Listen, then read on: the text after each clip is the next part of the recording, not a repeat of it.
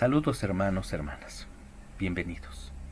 En este video estudiaremos la lección 2, que se titula Síntesis histórica de la Iglesia Metodista. Y lo haremos recorriendo 3 países, Inglaterra, Estados Unidos y México.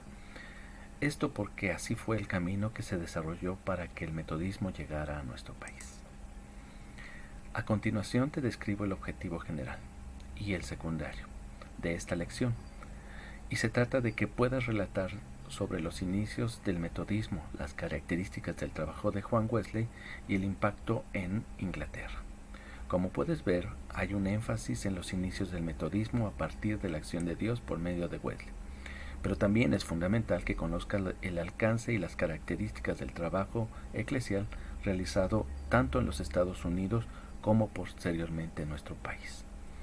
Estos temas son muy importantes e interesantes. Y lo haremos a partir de conocer de manera histórica la situación política, económica, social y religiosa, como se fue dando también en términos de cómo se desarrolló el Evangelio a través de la Iglesia Metodista. Con este video se trata de que cuando tú abras tu libro de probandos puedas comprender de una forma mucho más amplia el panorama que se explica ahí. Pues comencemos con Inglaterra. Juan Wesley nació en Inglaterra en 1703.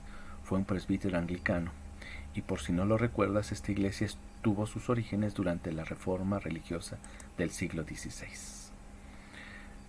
Pero antes de comenzar y de comprender, de hablar sobre el metodismo, me gustaría analizar 2 elementos que son importantes para comprender el desarrollo del metodismo en el siglo XVIII.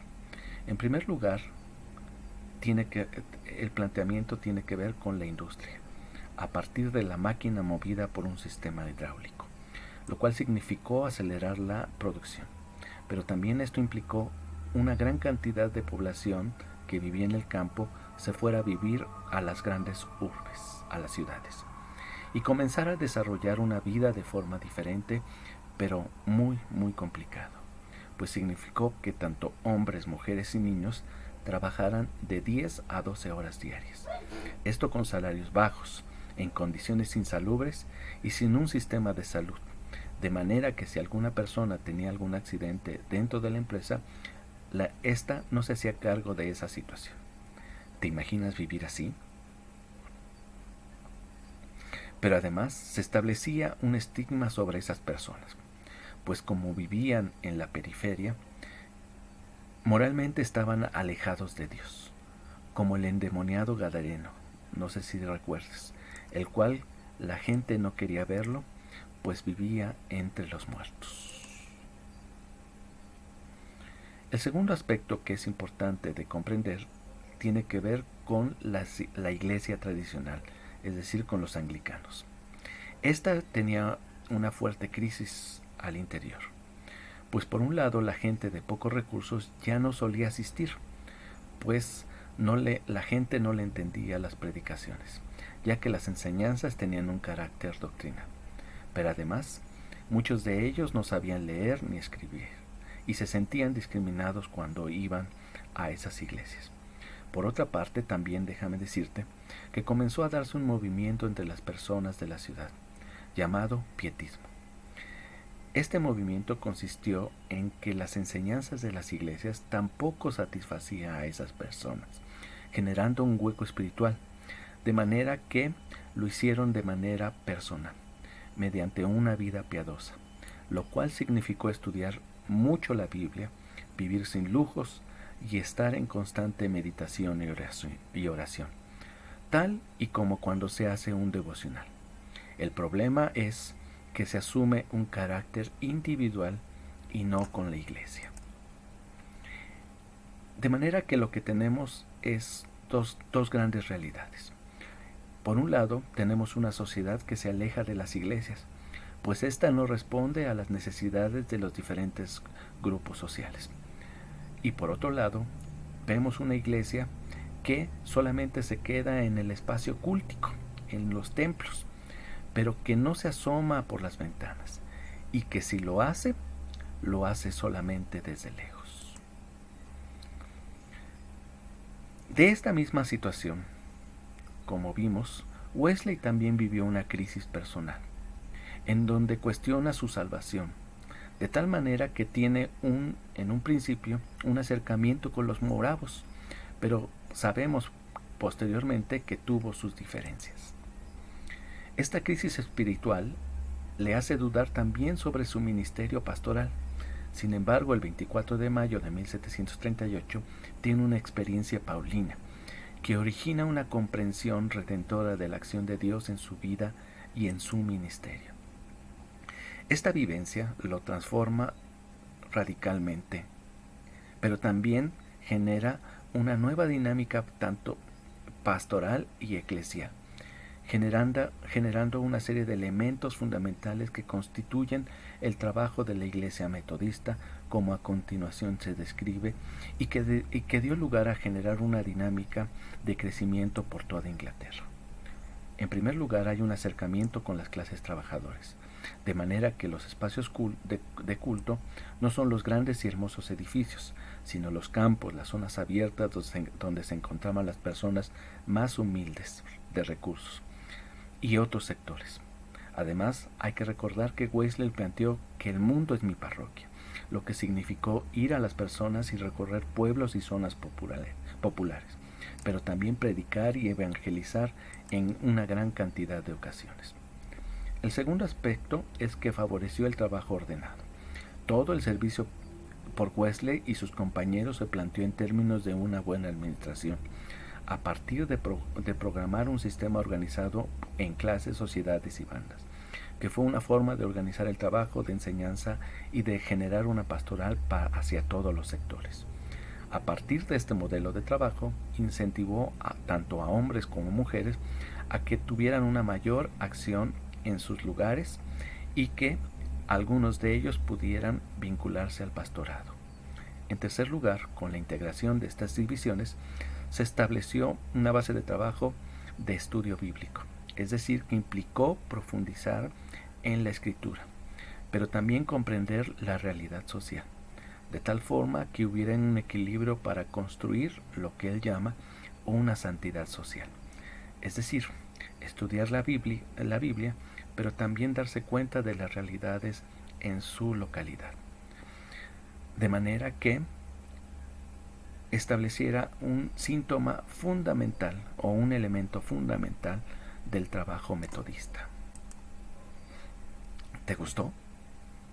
Wesley comenzó una nueva dinámica cristiana, eclesial, en una sociedad de grandes necesidades como lo fue la Inglaterra del siglo XVIII. Con todo esto es importante de que estudies la Biblia como palabra de Dios y profundices en el amor de Dios en tu vida y sobre el trabajo de tu iglesia y sobre todos los temas, al mismo tiempo de que abras las ventanas y mires a tu alrededor, a las personas que se encuentran cerca de ti, sus necesidades espirituales y materiales. Profundiza en esto y escribe sobre el tema. Dialoga con tu pastor y con tu comunidad. Fíjate y responde: ¿hay pobres? ¿Quiénes son estos? ¿Tú crees que necesitan de Dios? ¿Cómo puedo construir o cómo podemos construir un trabajo de solidaridad con ellos? ¿Tú qué crees con todo esto? A continuación, me gustaría mostrarles en 5 etapas cómo se desarrolló el metodismo en los Estados Unidos de América. En primer lugar, debemos recordar que muchos ingleses salieron de su país para buscar una mejor forma de vida en otras tierras. Emigraron mucho a América y emigraron a las 13 colonias. Estas se encuentran ubicadas en la parte noreste del país. Posteriormente, con la independencia en 1783, los habitantes se fueron recorriendo hacia el oeste, hasta adoptar lo que actualmente es Estados Unidos. En la primera etapa hubo ciertos ingleses que conocían sobre las predicaciones y el sistema de Wesley, de manera que se dedicaron a predicar. Tal fue el caso de Felipe Embury y Thomas Webb, quien era capitán del ejército británico. Hubo otros como Roberto Stanbridge, quienes organizaron las bases de ese mismo sistema a partir de las llamadas sociedades metodistas. Sus enseñanzas acercaron a los anglicanos y las personas que vivían en las diferentes localidades, de manera que la iglesia o que las casas se convirtieron en iglesias, y esto permitió que aumentara el número de integrantes. Sin embargo, necesitaban, como solía plantearse, un trabajo ordenado desde Inglaterra. En la segunda etapa se caracterizó porque en 1769 Juan Wesley envió a los reverendos Ricardo y José Pilmore, dos predicadores itinerantes. Posteriormente, en 1771, envió a los reverendos Roberto Gray y Francisco Asbury, quienes con la migración hacia el oeste, como dijimos anteriormente, acudían a los hogares escondidos en los bosques, seguían la marea de la migración rumbo a los territorios del oeste y ahí fundaban sociedades, establecían puntos de predicación y organizaban los circuitos. Para después de la independencia, se dice que había 80 predicadores itinerantes y alrededor de 15,000 miembros en las Sociedades Unidas. Es claro que la Iglesia americana pedía cierta independencia ante los ingleses. Esto a partir de la Revolución de Independencia o la Guerra de Independencia. Por lo que Wesley planteó una serie de elementos para que generaran una mayor libertad. Les planteó, por un lado, un gobierno eclesial. Además, les propuso una revisión de los artículos de religión y un servicio dominical. Así también se tomó un extracto del libro de oración común de la Iglesia Anglicana e incluyó una forma para la administración de los sacramentos y la ordenación de ministros. Además, envió una colección de salmos e himnos. De 1784, en la conferencia de Baltimore, se reunieron un grupo de pastores y establecieron una serie de lineamientos muy importantes.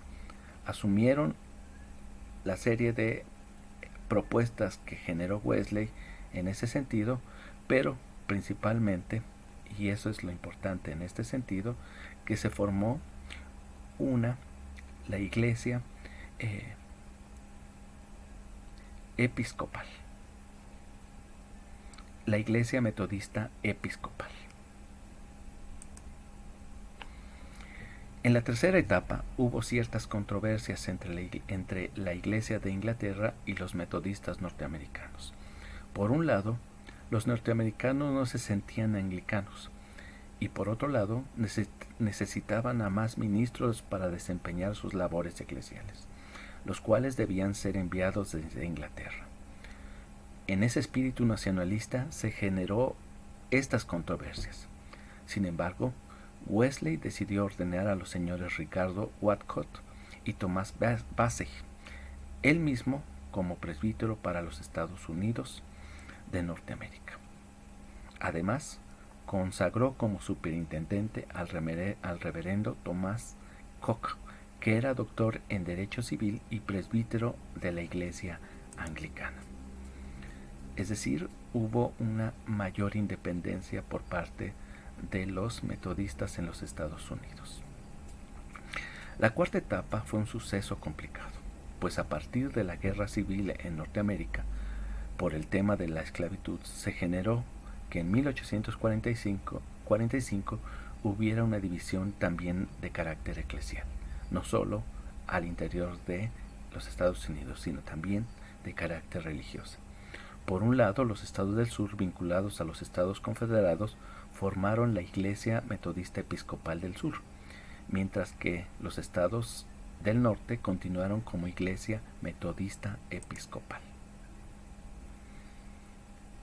La última etapa se plantea a partir de la unificación de varios grupos vinculados al metodismo.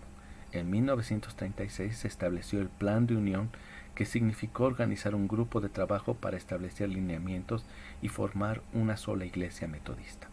En 1939 se unificaron la Iglesia Metodista Episcopal, la Iglesia Metodista Episcopal del Sur y la Iglesia Protestante Metodista. Posteriormente, ya en 1968, se unieron la Iglesia Evangélica de los Hermanos Unidos y así surgió lo que hoy se llama la Iglesia Metodista Unida. Por último, me gustaría hablar de la historia de la Iglesia Metodista en México, la cual dividiremos en tres partes. Los inicios 1872 a 1930, el Plan de Cincinnati de 1913 a 1925 y la unificación con la formación de la Iglesia Metodista de México 1925 a 1930. Déjame decirte que los metodistas fueron producto del trabajo misionero de dos iglesias norteamericanas, la Iglesia Metodista Episcopal y la Iglesia Metodista Episcopal del Sur. Como te podrás dar cuenta, los metodistas llegaron durante el gobierno de Porfirio Díaz, pero además en un contexto donde la constitución que rige al país era liberal, la Constitución de 1857, en la cual se promueve la modernidad a partir de la industrialización. Por eso, en este contexto, muchos liberales que criticaban al catolicismo se acercaron a los diferentes protestantismos, pero quisiera explicar la dinámica de trabajo misionero para que sea mucho más comprensible de cómo desarrollaron su trabajo. Había una serie de trabajadores llamados colportores. Estos se dedicaban a vender Biblias, los cuales recorrían los pueblitos, y cuando había gente o familias que se interesaban en conocer lo que decía la Biblia, estos le avisaban a algún pastor en la Ciudad de México o en alguna ciudad, y estos iban a promover el Evangelio en esos lugares. De manera que ahí en sus casas comenzaba un trabajo eclesial. Ahora bien, la dinámica no solo significó crear células, sino que cuando se establecían como iglesias, esos espacios comenzaron a usarse también como escuelas y en algunos casos también como dispensarios, de tal forma que el trabajo evangélico era integral, de tal forma que las personas podían desarrollar una vida mucho más plena, pues había en ese sentido un evangelio que en donde no solamente se preocuparan por las cuestiones de Dios, sino también por las preocupaciones que tenían que ver con estudiar y con la salud. Es decir, se planteaba un evangelio mucho más pleno para la vida. Fue claro que hubo una fuerte intolerancia hacia los protestantes. Sin embargo, la gente, a pesar de todo esto, iban con ellos, pues generalmente eran quienes sabían leer. En ocasiones, iban con ellos para redactar las cartas o que leyeran su correspondencia. En este cuadro aparecen las principales características del trabajo institucional. Sin embargo, debes darte cuenta de que se requiere un acercamiento a esos personajes que en muchas ocasiones no se habla y que trabajaron incansablemente en la proclamación del Evangelio. ¿Conoces a alguien así? Platica con esas personas o quienes le conocieron y empieza a desarrollar su historia. En 1914, durante la Revolución Mexicana y con el conflicto del gobierno norteamericano, la gran mayoría de pastores norteamericanos sale del país y se reúnen en la ciudad de Cincinnati, con las principales autoridades norteamericanas de las diferentes misiones establecidas en México.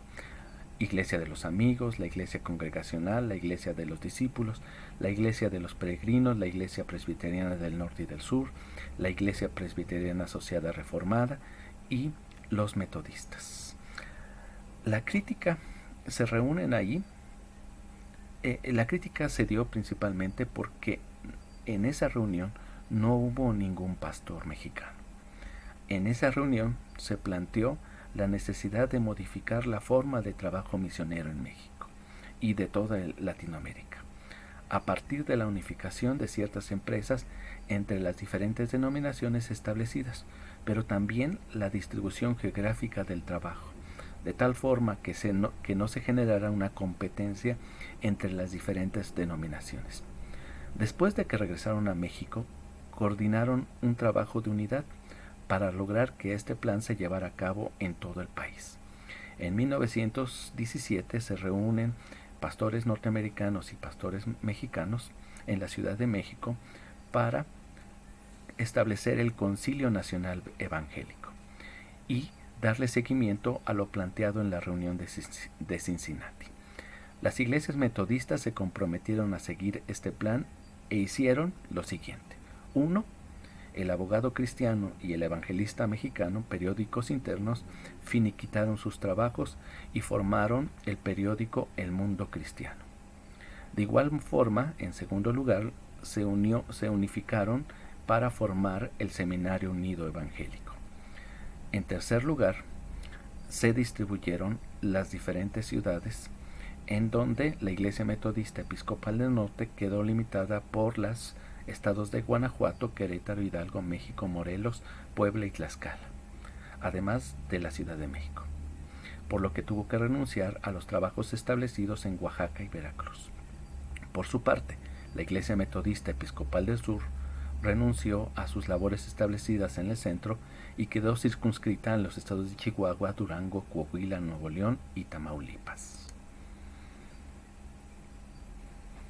Por último, y este es el último aspecto, se trata sobre la situación de la unificación de las dos misiones metodistas, para lo cual debemos comprender lo siguiente. En primer lugar, los pastores norteamericanos y mexicanos metodistas tenían una estrecha relación previo a 1920, de manera que no había conflictos entre las dos iglesias. Con la Revolución Mexicana, en segundo lugar, el trabajo eclesial de unidad se favorece con un espíritu nacionalista. Tercero, después del plan de Cincinnati, los pastores mexicanos favorecen una mayor independencia con las iglesias norteamericanas. En cuarto lugar, en 1925, el obispo Jorge A. Miller de la Iglesia Metodista Episcopal redactó un proyecto de unificación con el obispo Guillermo B. de la Iglesia Metodista Episcopal del Sur. Tras una serie de negociaciones entre las dos iglesias, el 16 de septiembre de 1930 en el Templo de la Santísima Trinidad de Gante, se reunieron la primera Conferencia General de la Iglesia Metodista de México. Esta legisló y reglamentó la primera disciplina, formuló sus planes de trabajo y eligió y consagró a su primer obispo, en la persona del reverendo Juan Nicanor Pascoe Gómez. Como te habrás dado cuenta, la historia es un elemento que nos da identidad, que favorece la acción del trabajo evangélico y nos permite desarrollar hacia un mejor futuro en términos de ser iglesia, lo cual es importante que tú conozcas. Que Dios te bendiga.